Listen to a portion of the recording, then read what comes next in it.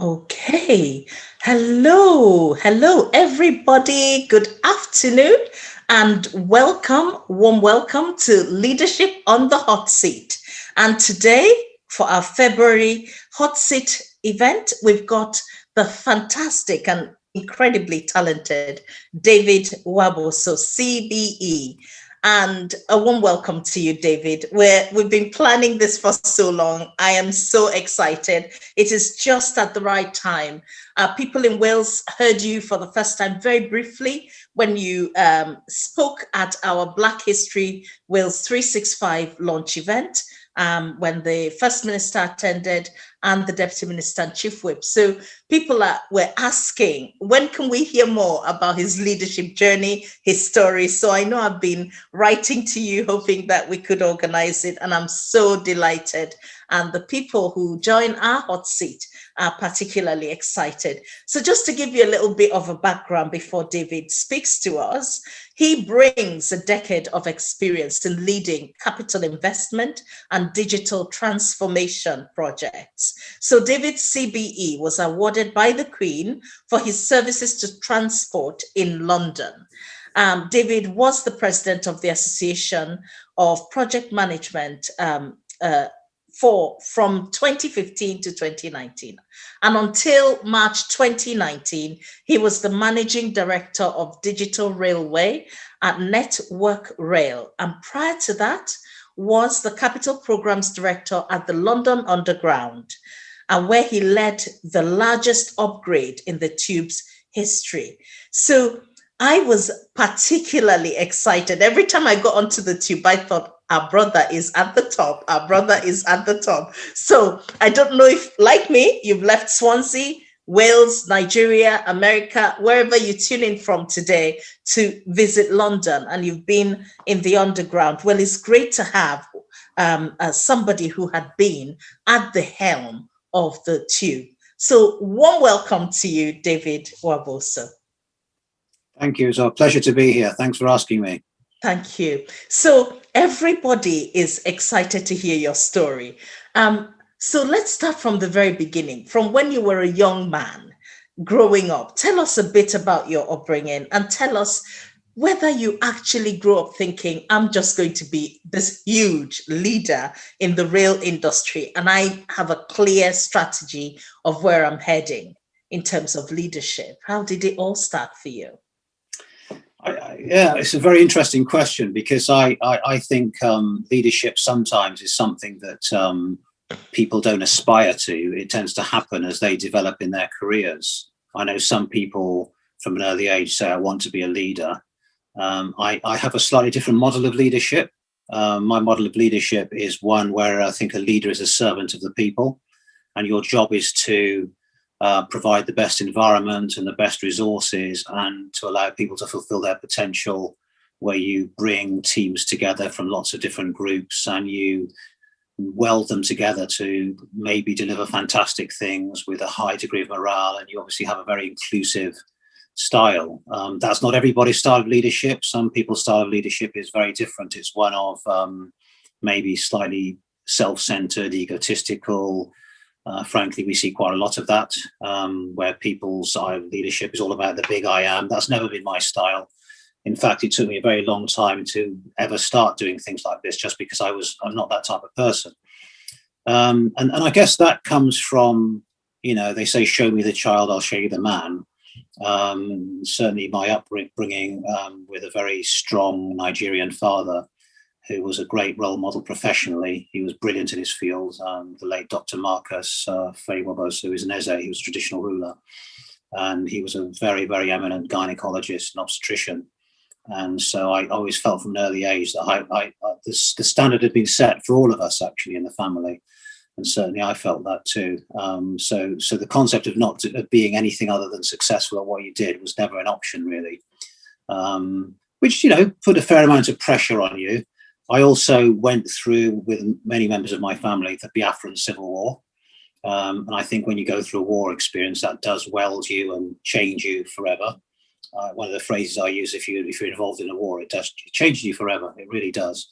And I've done a lot of different things in my life. I mean, quite early on in my career, I went into teaching. So I was a maths teacher in inner London for a year and a bit. And that was a fantastic experience and taught me a lot about communication skills. You're able to, at short notice, stand up in front of a group of people, some of whom don't want to be there, frankly, and grab their attention and know how to control a group and control the mood. And it teaches you about presence and the kinds of questions not to ask. I learned the hard way: never ask a rhetorical question. So, very sort of quite early on, I said something like, "What do you think I'm doing here?" Well, they soon tell you. they soon tell you, and it's not a very nice answer. So I think those communication skills, and again, I think, I wouldn't say I had a tough upbringing. I think, compared to many people, I had a pretty good upbringing, but it had its challenges. And certainly, as I said, being exposed to lots of cultures, going through the war, etc., and then going through some big recessions in my early working life. Don't forget, I was born in 1956. I'm 65 this year.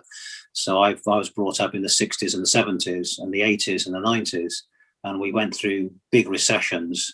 So I think all of those experiences, when you put them together, determine the type of person you become and the type of leadership style you have.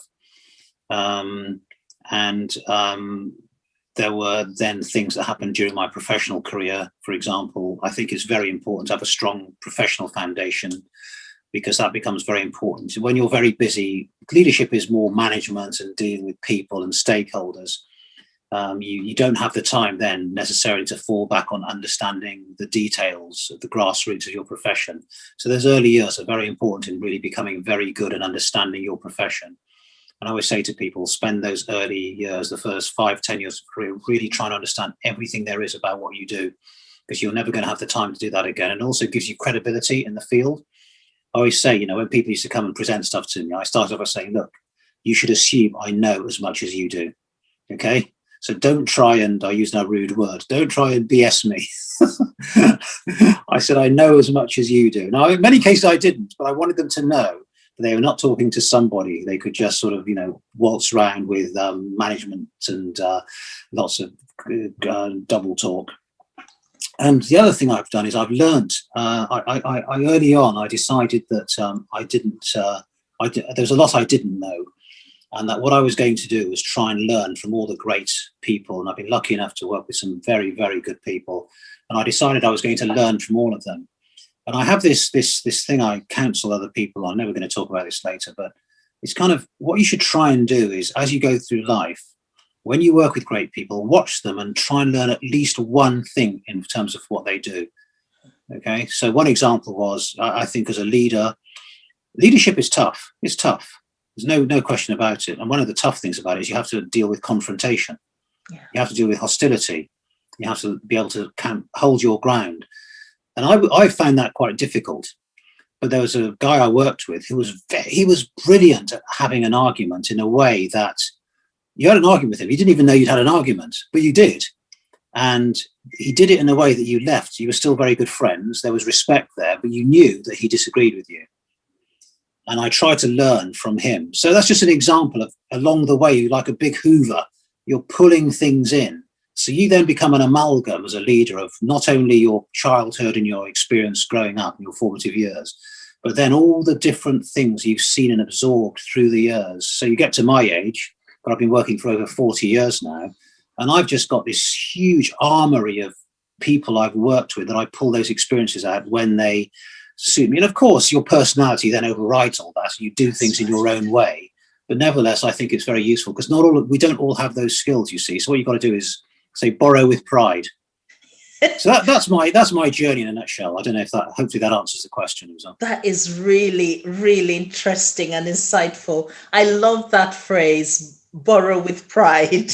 And that is really powerful narrative. And in fact, some of our elders and our leaders in the community have signed on and they've already got a question for you.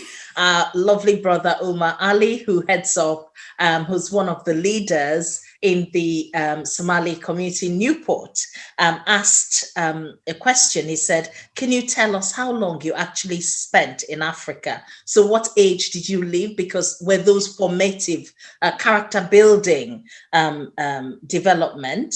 Because often he also talked about really great advice, because often you're told, they say, they ask you to say something like, I know nothing, but he found your statement, I know as much as you do, quite empowering. He said, I'm learning so much from you. Thank you so much. So can you tell me can you tell him how long you spent in Africa and at what age you relocated to the UK? Because he can then see how your early life was formed by your society.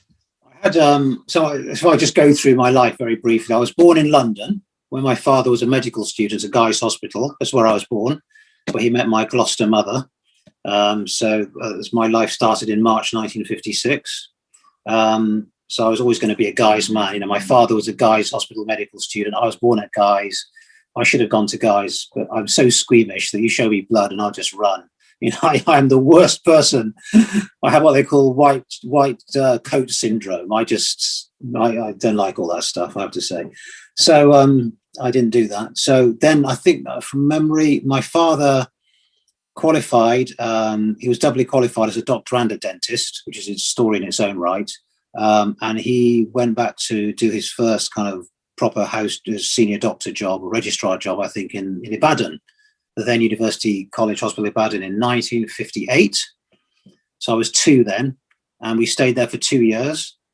Then he came back to specialise in obstetrics and gynecology between 1960 and 63. So I was in Gloucester in England then, and I went to school in Gloucester. And then he took us back, so for good, in 1963, and our lives were going to be then just based in West Africa, in Nigeria. And you can imagine Nigeria after the war, after the independence. Oh, it was just, the potential was just enormous. It was a calm, I just have the best memories of my life being in, I think we're in Calabar then. You know, it was the eastern region, the western region, and the northern region. We were in Calabar, where my father was the only doctor of his type for in the whole region, I think. And, it was just fantastic. It was idyllic, you know, it was beautiful. But then, of course, the war, all the trouble started, and the war, and we then shrank back into Biafra, etc., etc. We were evacuated from Biafra, from Uli Airport in 1968. Then I went to school in Gloucester again, to my secondary school there, and then I went to university, etc. Then I had another stint in Nigeria when I was 28. I decided to go and work in Nigeria for 4 years between 84 and 87, 88. And I worked in the north in Kaduna. So and then I came back, and I've kind of been here ever since, more or less. Wow, sending thanks to you. That was a really helpful. And Reggie Al-Hadi, who is our all-time regular, best brother ever for the hot seat, he heads up the Yemeni community in Newport, and he says how very interesting. How has the diversity of the profession changed since you started in engineering? And what advice would you give our young brothers and sisters who are going into the engineering sphere? I am loving listening to your story. That's very kind of you. The diversity has changed significantly. I mean, given the time period I talked through my life, it won't surprise you at all to know the school I went to, you know, there was only a handful of black kids in that school. And I think when I went to do my degree, in terms of people from Britain, there were no other black kids. And there were 2 guys from the West Indies, so I became very, very close. In fact, one of them was still my best buddy at university, from Barbados. And there were a couple of Sri Lankan guys, that was it. But the vast majority were sort of, you know, white English. Having said that, I mean, I don't know if people who've done engineering courses, it's one of the hardest courses you can do. It's just incredibly hard. And I just think we were all so busy, there was no time for anything other than just work. So everybody just, you know, it's a question of survival, really. So we all got on really well. But when I look at it now, and obviously when I went into my working life, my first job was in 1978. Can you imagine that? 43 years ago. Then I was the only black person in the whole organization. And that has kind of followed me through. And although behind me, the diversity has improved significantly, which is great. And there's still more to do. We can maybe touch on that later. But don't forget, I'm now in a time capsule where the people I was peers with have moved through the ranks. So we've all moved up together, more or less. So, when I became a senior manager, when I became a director, when I joined the executive, now I'm on boards, I've always been the only ever black face around the table, just because that time capsule of people have moved with me. But when I look behind me, in some cases now, there is much, much better diversity. And I say, gender diversity has moved forward enormously. BME, racial diversity, less. We have more of a way to go. But I think in many cases we should borrow the successes of the gender diversity thing, because they seem to have done very well. Absolutely. That's a very, very good point.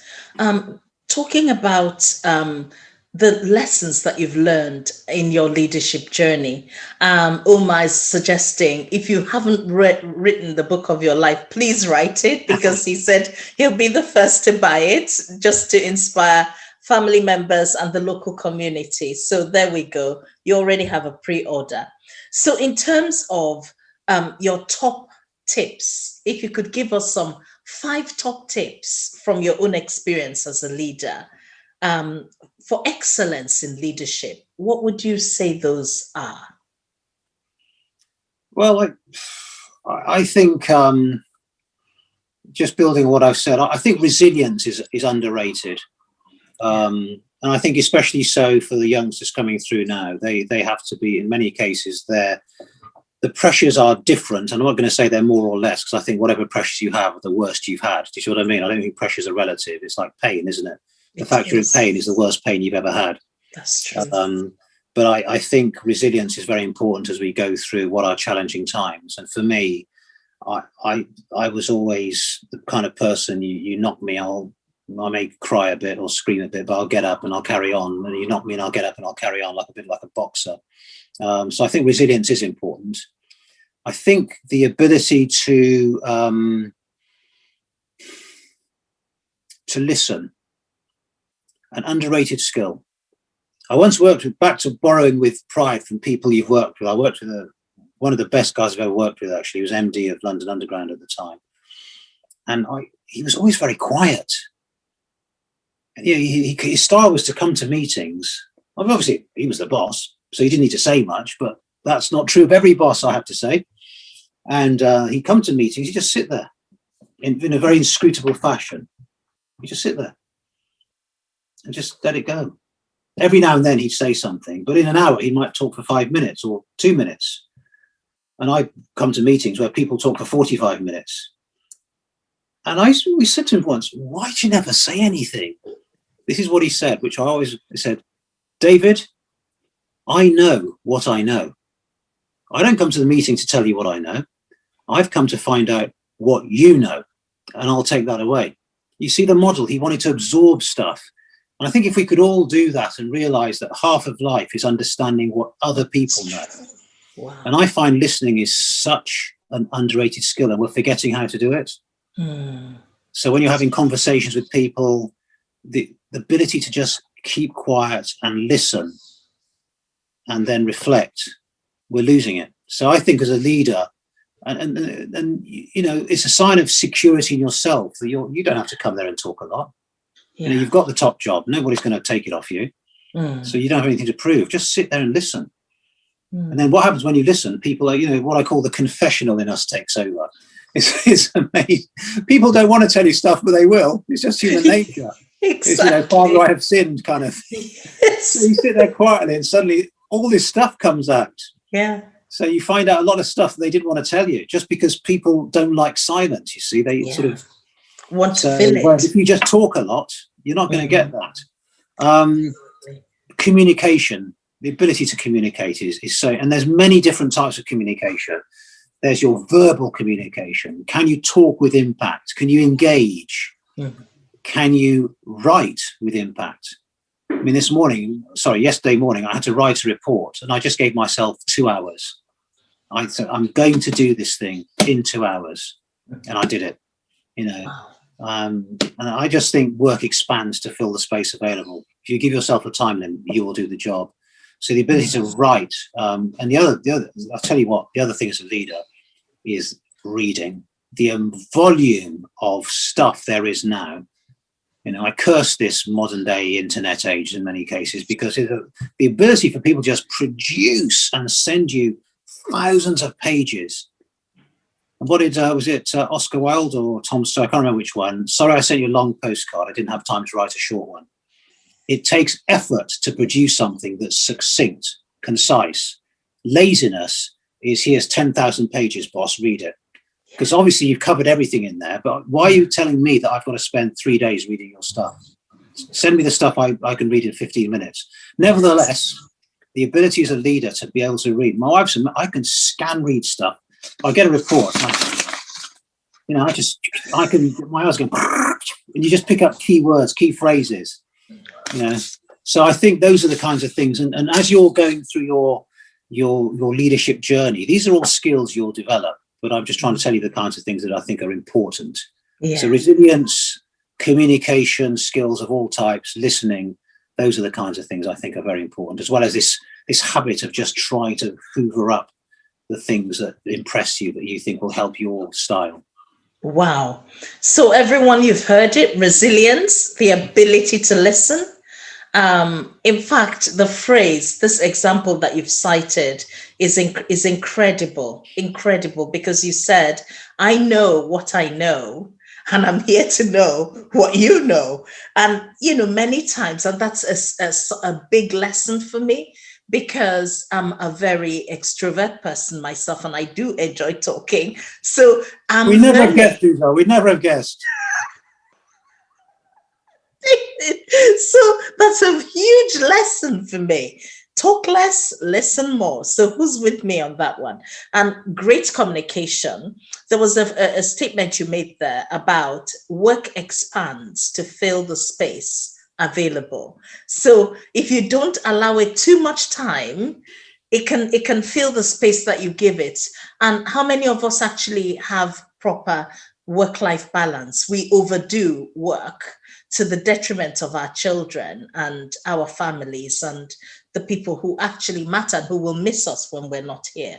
And finally, reading. Many of our young people today sometimes honestly do not read. They don't want to pick up a book. They want to watch a film. They want to see it on YouTube or something. And so this art of reading is actually not as used as it used to be. Now, there's another question that you've been asked from Reggie. You have been involved in huge projects like the M25, leading £3.5 billion projects with the Rail Authority.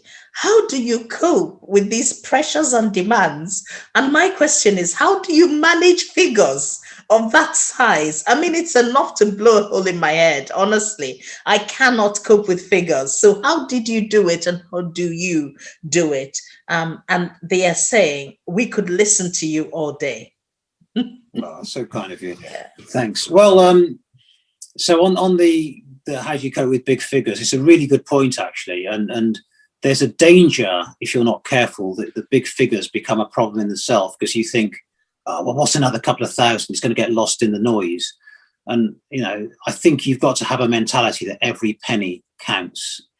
So it's like anything that's big. The way to manage it is you break it down into small chunks. What's the phrase? You eat the elephant in small chunks.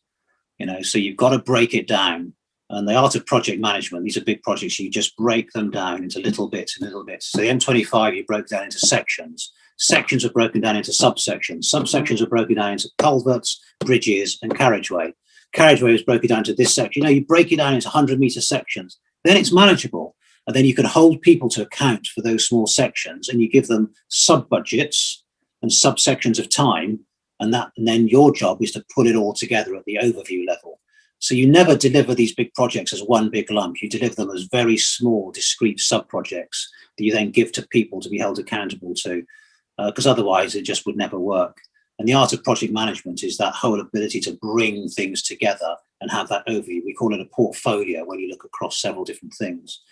And on the pressures and time, it's another really good question. And again, everybody has this. Some people like being very busy. Some people like to be at work all the time. Some people like to be with their families, and I think you need to find there's no right and wrong in this. I don't think you can judge. I think you need to find where you're comfortable with. And one of the biggest challenges I think I faced as I was climbing up the career ladder was that work-life balance, and I probably got it very wrong. But I think these days it's a lot better because I think bosses are much kinder and much more aware now of that whole family stuff. Certainly when I was a boss and a director, if somebody in my team said, I've got, my kid's not well, I'd just say, what are you still doing here? Just get out, go.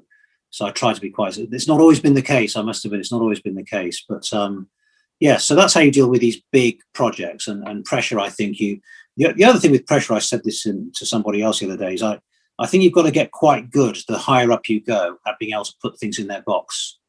Otherwise, they overwhelm you. One of my phrases is if you've got a problem, I say to people worrying about it, you know what? Don't worry about it. It's going to be there tomorrow. It's not going to go away. So don't worry about it. Don't take it to bed with you. It's all right. It's not like the problem's going to leave you. Just put it back in its box with a lid and cleanse your mind of it because it'll be there tomorrow. And I think you've got to get into this habit of having these psychological boxes with very strong lids because the problems try and come out. And I think if you develop the ability to put things in their boxes, not to forget about them, pick them up again, and then put the box back again, I think it helps you a lot. I mean, I deal with things where I keep opening the box maybe for over a year till it's finally solved, then I'll close the box and put it away. But I don't allow that problem to overwhelm me because you're dealing with 100 other boxes. So you've got to be, and one of the big boxes will be your own personal well-being, your own health. You've got to create time to look after yourself, to go to the gym, to go for a walk, go for a swim, listen to music, be with your family, whatever it is that is your own personal space. So I think the ability to put things in boxes, put the lid on the box, don't worry, it'll be there for you tomorrow. I trust you.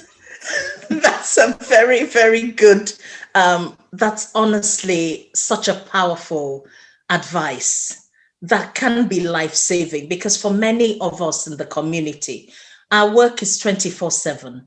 And I don't know if you all who are listening are a bit like myself sometimes. The problems I'm dealing with stay with me 11 p.m., 12 midnight, 1 a.m., 2 a.m. And I'm thinking I have to be up and fresh the next day. How can you keep going like that? It's just not healthy. So I'm literally going to be taking that into my own. I know a lot of our community leaders who are on the call today are definitely on that trajectory. They overwork and they bring the community's problems into their lives. They talk to their family about it, and it keeps going in those cycles.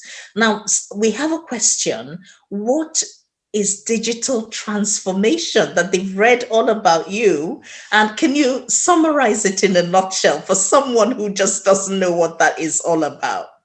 It's a bit of a mouthful. And frankly, it's not a phrase I was ever happy using, but people just love a phrase like that. So transformation is change. Okay, that's all it is. It means that you're moving from one technology or one way of doing things to another technology. And digital is clearly moving from an old-fashioned way of doing things, maybe the analog or solid state technology that existed in the 50s, 60s, and 70s, into the modern computer age where we deal with sort of lots and lots of processors and connectivity. That's all it is. How do you move an organization and a group of people from using that old-fashioned technology to modern technology? And as ever, the transformation, the change, the easiest bit is the technology. The hardest bit is dealing with people and getting them comfortable with the new ways of working and not being threatened by it, and competent, and also getting the most out of the investment. You've gone quiet, Uzo. I can't hear you. Thank you so much. Very good summary. So transformation is change, and you're looking at digital is moving things onto this new age. We're moving from paper to online. Everything is online. And during this pandemic, many of us have had to come online to do things. So thank you for that. Can you tell us about some of your challenges, David?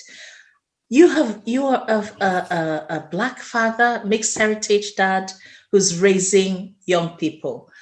Around us today, we see the plight of young people, just literally pressed by the challenges that the society places on them.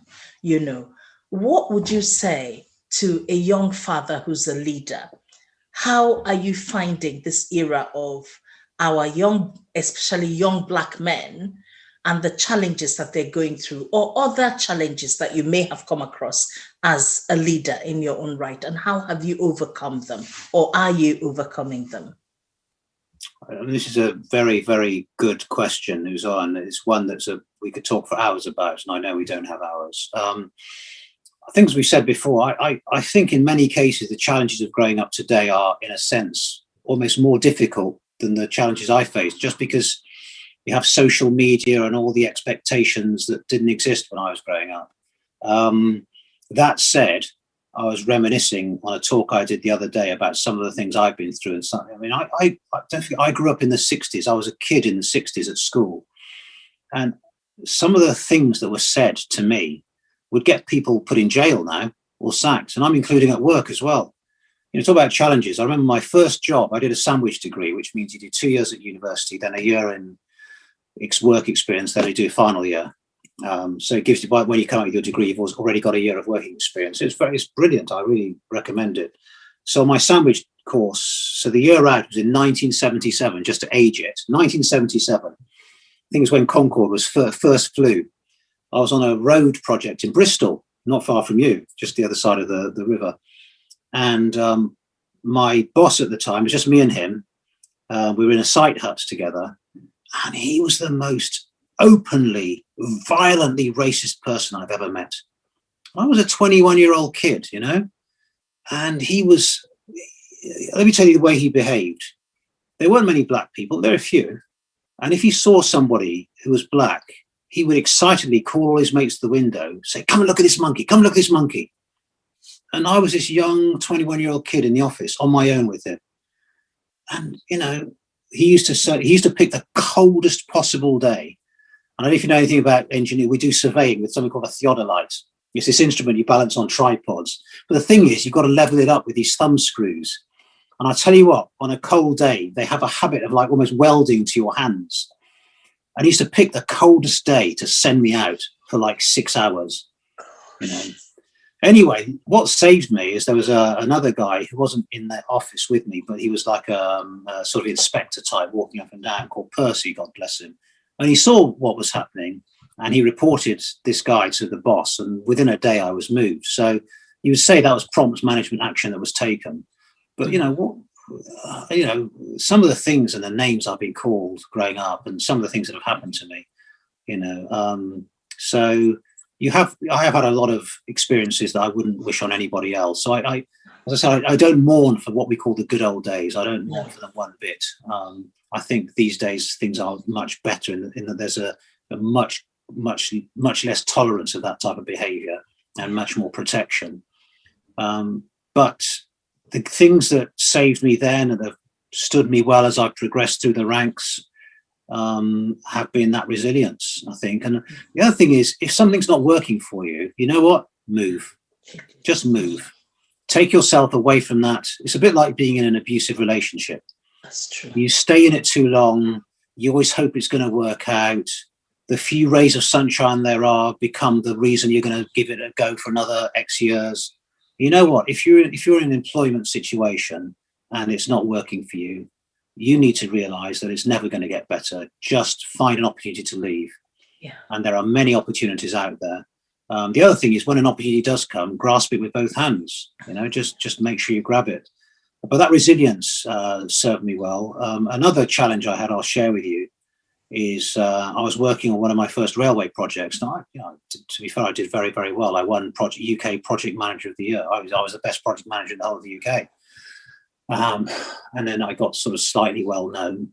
And one of the guys I was working with said, you know, we found a project. It's a project in Europe that wants you to go and lead it. I thought, this is me. I was made. You know, this is my big chance, my big breakthrough.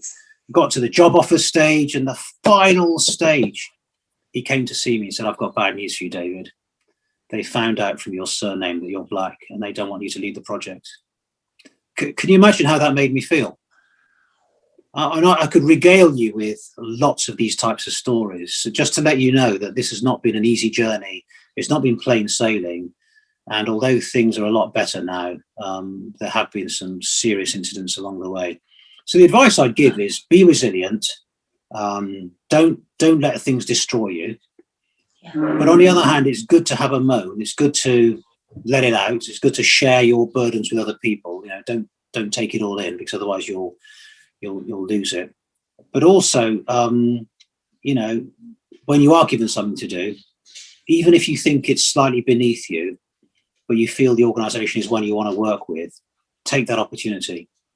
You know, my first job on the Docklands Light Railway was something called the Poplar Facilities Group. It sounds posh, but it was washing facilities and car parks. Okay. But you know what?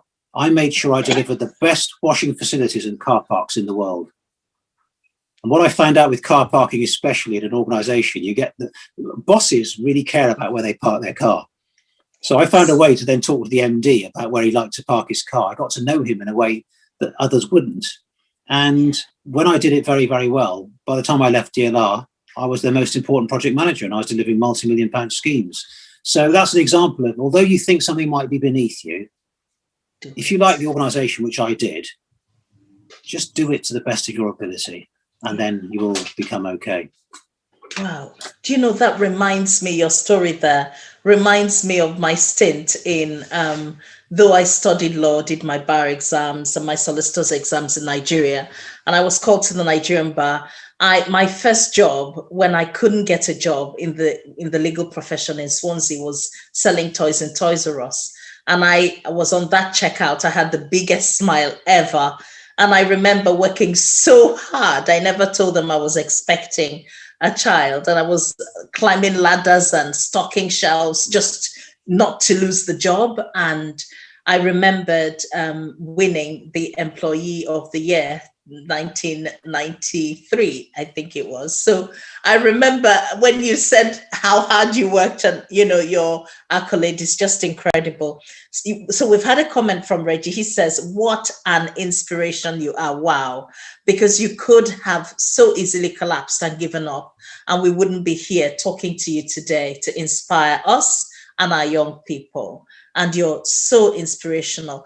Thank you for your resilience and being able to share your experience with us. You are making a change. So a question is, how do you cope? Do you have any children that you worry about, their safety, their well-being out there in the community? Do you have family that you think, how are they coping with racism in our world today?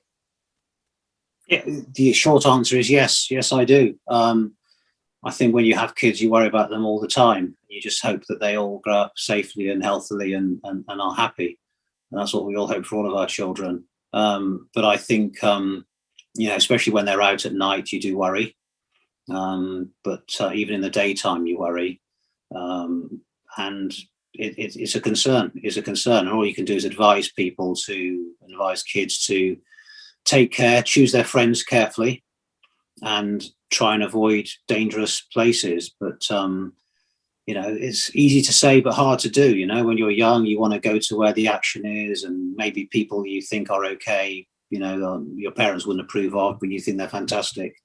But also, I think one thing I would advise all youngsters to do is try and walk away from trouble. You know, we've all faced issues where you want to have a confrontation or argument, and it's never worth it. It is never worth it. The smart thing to do is walk away and live to fight another day, really. So, but yeah, I think for all of us as parents with young black kids, and I guess it's worse for, if you just look statistically, it's worse for young black men. That's where the danger seems to be most acute.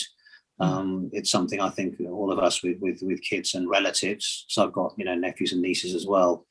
I think you'd worry about all of them, really, and the advice would be to just try and stay away from trouble and pick your friends carefully. And if you sense danger, just get yourself out of there, really. You know. Absolutely, and walk away and report it to the authorities. Let them deal with it, isn't it? So we do have a number of initiatives in Wales here dealing with also all forms of racism and racist incidents. And it's important to be safe first, secure your own life, and then live to deal with stuff another day. Really great advice. So can I ask you, who have been your inspirational role models, your leaders that you look up to? I was thinking about this, and I think they've been different at different stages of my life. So when I was at school, given what I said about the lack of diversity, and certainly in my profession, it's been hard to find role models of colour. But there have been some people who've been incredibly good to me and given me opportunities, and I'll name check them in a minute. But certainly at school, I guess one of my early role models was a guy called Clyde Best, which is why I'm a West Ham supporter. I remember as a young kid in 1969 watching Match of the Day, and I just suddenly saw this black guy taking a corner in we call the First Division then, it's now the Premiership. I thought, wow, this is great. And it was Clyde Best who'd come over as, I think, a 17 or 18-year-old guy from Bermuda, signed up by West Ham. And he was there playing with, the World Cup winners, Bobby Moore, Jeff Hurst, Martin Peters.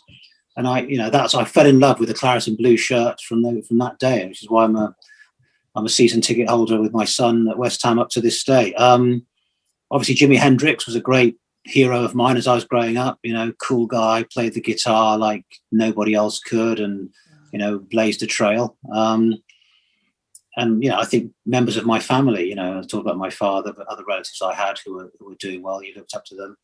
I think in my career, there was a contemporary of my father's called Chief Daisy Henderson Sousa Ogbafabri from Port Harcourt, and he was an engineer, and he inspired me because he became a partner of a company in Nigeria. And actually, when I mentioned I went to work in Nigeria in the 80s, I worked for his company. And he was a major role model of mine and somebody I looked up to enormously. I know his family quite well. And if we bring him more up to date, I think Barack Obama has been but I also think his wife is incredible. I think Michelle is just out of this world. Brilliant. I wouldn't like to say who's better out of those two, but I certainly think Michelle.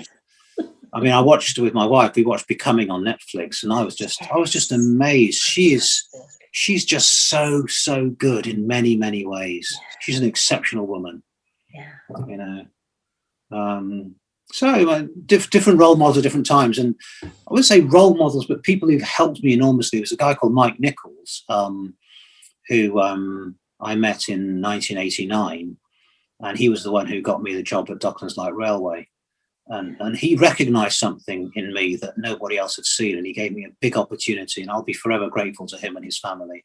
He was a very, very, very special person in my life. Wow. So I think, you don't meet many through your life, but you will meet some very good people who will give you an opportunity. So you should never lose faith. There are very good people out there, very many good people out there.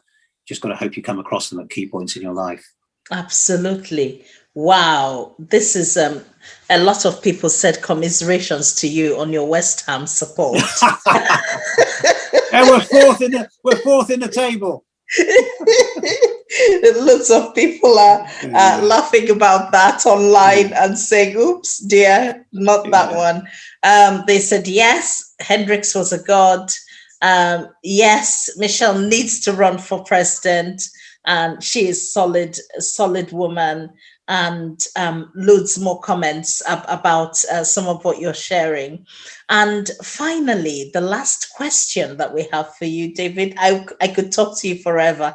You have a very inspirational brother too in Wales, who I'm hoping to get on the hot seat. He's been helping in Welsh government's First Minister's Advisory Group on COVID-19 and how it's impacted on Black, Asian and minority ethnic people. We give a big shout out to a consultant ophthalmologist, Andrew WABOSO. I'm sure he's probably watching if he's not in theatre.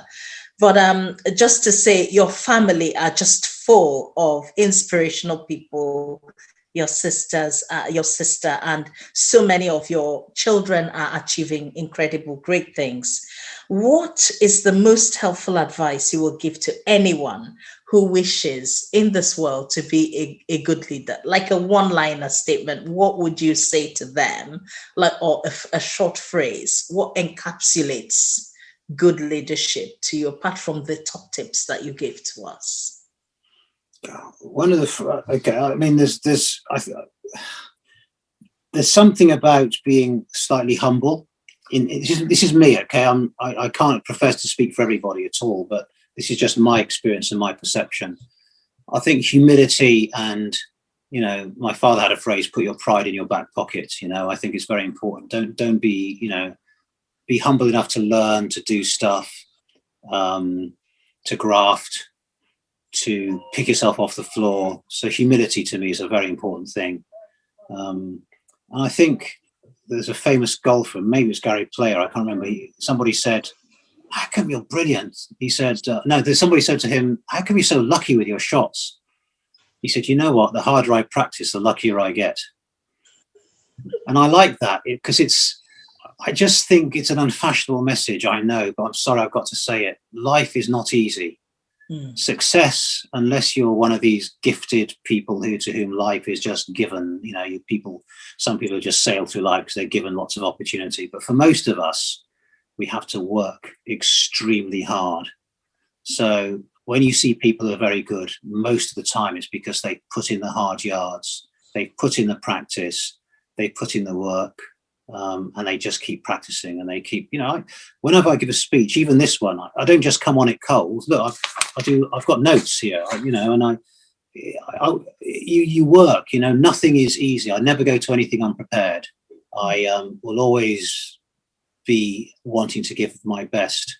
And I think whatever you do in life, you need to work hard at it. And you'll find if you put in, it's basic life of, laws of mechanics. You get out what you put in. Yeah. So if you put a lot of effort in, if you are humble enough to learn, and you have the kind of qualities, and as you go through life, just absorb the good things you see from lots of people, you will do well. Wow. If that is not the most remarkable advice that we could have received today, I don't know what is. I just want to thank you, honestly, David WABOSO CBE. People ask me, what is one question that has popped up for a number of people on our chat is, what would you consider your greatest achievement? We've actually used up all the time that I booked you, but if you wouldn't mind answering, because so many people have asked, I look at you and I think to have a CBE and recognition of your contributions to rail, to digital work, to transformational change is really powerful. But to you, what would you say is your greatest achievement if you could pick one thing? Gosh, it's like picking your favorite record, isn't it? I mean, it's almost impossible. Obviously, the CBE was a hugely proud moment. Yeah. You can't see everything on my wall behind me. There's a picture of me receiving it at the palace. Yeah. Actually, as well, you know what? When we got the systems to work on the underground, I can't begin to tell you how complicated that was and how challenging it was. But if I go on almost any train now on the underground, and I'll think, I remember when we brought this train in, the problems it had, how we got it to work. I look at some of the stations, and I think about the teams and the people who worked on it, who I was proud enough to represent or lead. I just think that gives me a huge sense of pride. And you end up thinking around the world, you've left all these legacies. Yeah. In Nigeria, there's a bridge that I built that's standing somewhere. There's a water supply scheme I helped build. There's a road I helped build. In Thurrock Lakeside Shopping Centre, I helped build some of that, and the M25, I live not far from the bridge I built in Essex. I can travel on the tube, I can travel on trains, and I help build on stations and signalling systems. So, I think you can leave your mark and you can see what you've done. Then that to me gives you the most incredible reward. And I think then it was all worth it. But obviously I'm also incredibly, the greatest moments I've had are having 3 wonderful children and having a wonderful wife. So, I could go on. Do you know, David, the claps, you can't see the emojis here, but people are clapping. Love hearts are popping everywhere. Wow. You, brother, are so truly inspirational, for real. And wow, brilliant. Thank you for sharing your experiences. Truly, truly inspirational. Wonderful. Come back and talk to us again. Please keep telling your story. You are inspiring many of our disadvantaged community members who have no hope and who literally look at you and think, my big brother did this, I can do it. Please thank Mr. David WABOSO for us, says Uma, Reggie. They're like literally jumping up and down. And we have individuals from Nigeria who have tuned in. Mr. Tunde saying, please come back and inspire us in Nigeria some more. We need you back home in Nigeria. And we have a comment from America, one of our special friends who often tune in. Thank you for such a truly inspirational session. We are glowing because we heard you. That is a summation of today. David, I cannot thank you enough. And I'm so grateful that you prioritize this. Young people will listen to you and be truly, truly inspired to dream, to dare to dream and dare to fly high. I'm sure you all join me today to thank David WABOSO and wish him all the very best. And when he writes that biography or autobiography, please, we will be on the queue to buy. The next leader on the hot seat for March is Dame Helen Gosh, who is the Master of Balliol College at the University of Oxford and a former permanent secretary at the Home Office, and probably one of the first female permanent secretaries that the UK Home Office have had. So that's for next month on March the 11th at 3:30 to 4:15 p.m. Join us then, and join me once again to say a big cheer to David WABOSO. Thank you so much for coming on the hot seat. Goodbye, everyone.